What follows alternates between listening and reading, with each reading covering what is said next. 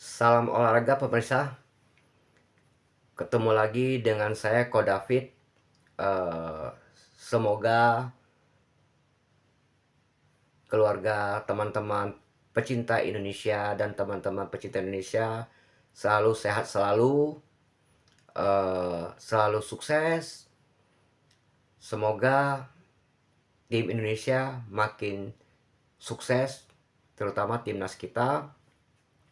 Di sini saya akan membahas salah satu pemain timnas kita yang luar biasa. Tentunya teman-teman pecinta sepak bola Indonesia, para pemirsa, tahu bahwa tiada lain selain J.I. Jazz.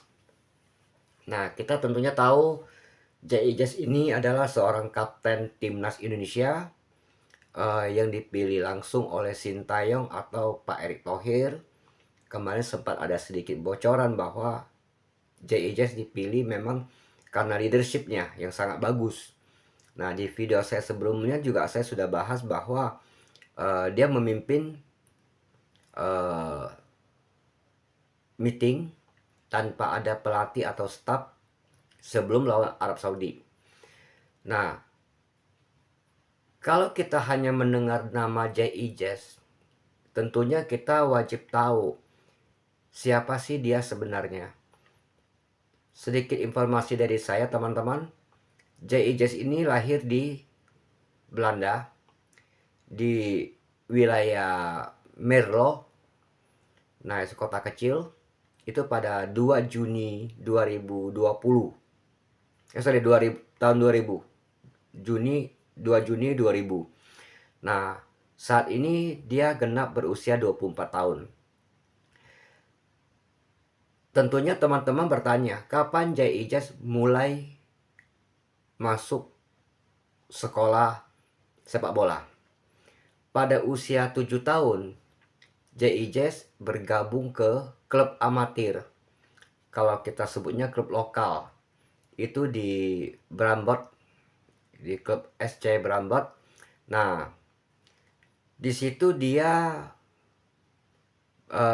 berlatih, lalu dia pindah ke Akademi PSV Eindhoven.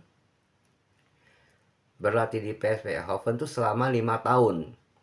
Nah, setelah 5 tahun dia pindah ke Akademia Venlo. Venlo atau Helmersport. Itu sampai tahun 2014. Nah, setelah itu dia mulai pindah lagi ke SC Eindhoven. Hoffen dia mulai debutnya itu di tahun 2018. Nah, lalu dia pindah lagi ke Go Ahead Eagles. Itu di tahun 2020 sampai 2023. Nah, di situ dia tampil di tim utama dengan begitu kokohnya dia menjadi seorang center back. Lalu dia dilirik sama Venezia. Nah, Venezia itu adalah tim divisi 2 dari Italia. Jadi Venezia itu beberapa tahun yang lalu dia suka naik turun. Jadi promosi itu degradasi lagi, promosi degradasi lagi. Nah, kali ini bersama J.I. Jazz, Jay berhasil membawa Venezia ini promo melalui playoff. Nah, sekarang dia menjadi salah satu palang pintu yang selalu diandalkan oleh pelatihnya saat ini untuk menjadi back sentral di Venezia. Nah, dengan penampilannya yang sangat bagus di Venezia dan di timnas, saat ini Ijaz banyak sekali dilirik oleh klub-klub besar, terutama Inter Milan. Ada lagi klub lainnya di Italia. Nah, yang paling greget untuk mendapatkan kembali J.I. Jazz adalah mantan pelatihnya di Venezia yang sekarang pindah ke Verona kalau nggak salah. Torino, pindah ke Torino. Nah, mantan pelatihnya ini tahu kapasitasnya J.I. Jazz, maka dia ingin sekali untuk mendapatkan kembali J.I. Jazz. Apalagi sekarang J.I. Jazz kan harganya tidak terlalu mahal. Nah, Di kapan Jay Ilyas menjadi warga negara Indonesia? Artinya mengikut keturunannya menjadi warga negara Indonesia. Nah, di sini saya perlu informasikan lagi teman-teman. Jay Ilyas itu tanggal 28 Desember 2003 dia kembali ke pelukan Ibu Pertiwi. Artinya menjadi warga negara Indonesia. Setelah itu debut pertamanya bersama timnas itu di Maret 2024. Dia melakukan debut pertama di timnas. Nah, ini sedikit riwayat dari dia umur 7 tahun sampai saat ini tentang dia main sepak bola. Nah, banyak sekali komentar-komentar atau pendapat-pendapat dari teman-teman satu tim, terutama seperti Martin Paes. Martin Paes sempat bilang, kalau ada Jay Ilyas di depannya dia, artinya sebagai back sentral, dia merasa tenang. Dia merasa sangat percaya diri kalau ada Jay Ilyas. Artinya, Martin Paes selalu melihat Jay Ilyas ini sangat kokoh di belakang di back Indonesia, di pertahanan Indonesia, dan memang dibuktikan seperti itu. Nah, makanya Jay Ilyas bilang kalau Martin Paes bilang kalau ada Jay Ilyas sebagai back sentral, kita mainnya enjoy, merasa tenang. Artinya kemenangan itu akan diraih gitu, seperti itu. Nah, Rido juga sempat ngomong Jay Ilyas ini gampang untuk kerjasama. Dan Jay Ilyas ini adalah orang yang selalu memberikan masukan-masukan ke pemain-pemain yang lebih muda. Pemain-pemain yang dianggap di bawah dia, seperti itu. Tapi Jay tidak pernah merasa dirinya lebih hebat dibanding pemain-pemain yang lain. Karena dia sadar dia seorang kapten, dia harus memberikan leadership yang bagus, dan selama ini dia menunjukkan kepada tim Indonesia, kepada timnas, bahwa dia memang layak dijadikan seorang kapten. Nah, masih banyak juga pemain-pemain yang lain seperti Verdong, seperti Struit, seperti Marcelino juga bilang bahwa Jay Ilyas adalah seorang kapten yang begitu tenang, seorang pemain yang begitu tenang, begitu fokus selama 90 menit plus sampai pertandingan itu selesai. Nah, bahkan dia juga sempat meminta maaf kepada pelatih dan kepada teman-teman satu tim pada saat dia telat datang.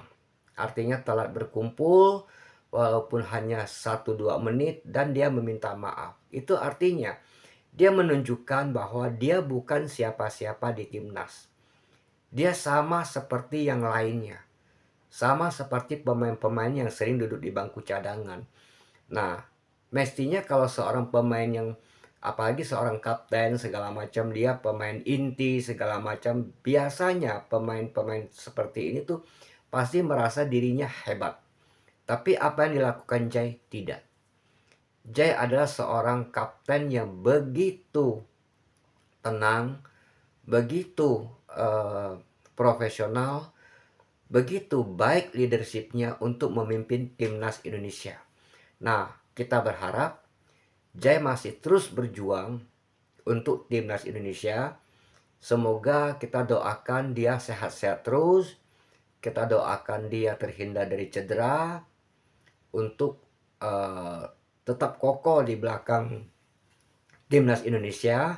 Apalagi kita tahu bahwa di Maret kita akan bertanding lagi. Itu ada 2 pertandingan. Nah, yang kita tidak boleh kalah, kita harus ambil poin di situ. Nah, kalau tidak salah di Mei apa Juni saya lupa. Nah, itu ada 2 pertandingan lagi. Itu adalah pertandingan yang sangat krusial.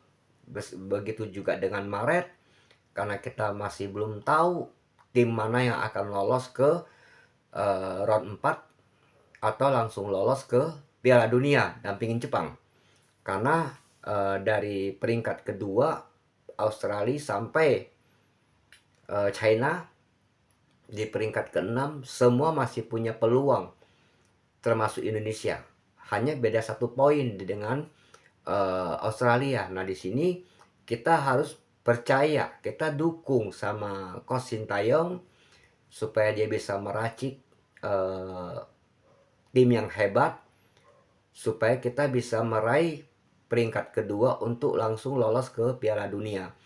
Karena kalau kita tidak bisa meraih peringkat kedua, otomatis kita bisa masuk ke peringkat round 4 dengan peringkat 3 atau 4. Tapi di situ kita akan sangat berat untuk lolos ke Piala Dunia, karena di round 4 itu tim-tim yang makin hebat. Tim-tim yang berhasil lolos ke round 4 itu bukan tim-tim yang sembarangan, tapi tim-tim yang di atas yang gagal di round 3 gitu loh.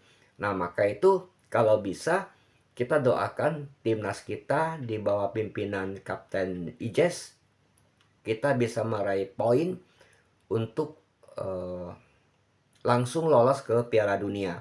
Nah, untuk teman-teman yang merasa setuju atau merasa kurang setuju tentang apa yang saya sharing, silakan berikan komentar di kolom komentar. Saya akan membacanya pribadi, akan melihat apa yang Anda komentar, dan tolong bantu subscribe, like, and comment, and share channel saya ini supaya saya makin semangat untuk memberikan informasi-informasi tentang timnas kita sampai 2026 kita berada di Piala Dunia. Sampai di sini dulu teman-teman untuk video kali ini. Semoga kita selalu sehat, selalu sukses untuk timnas Indonesia. Sampai jumpa.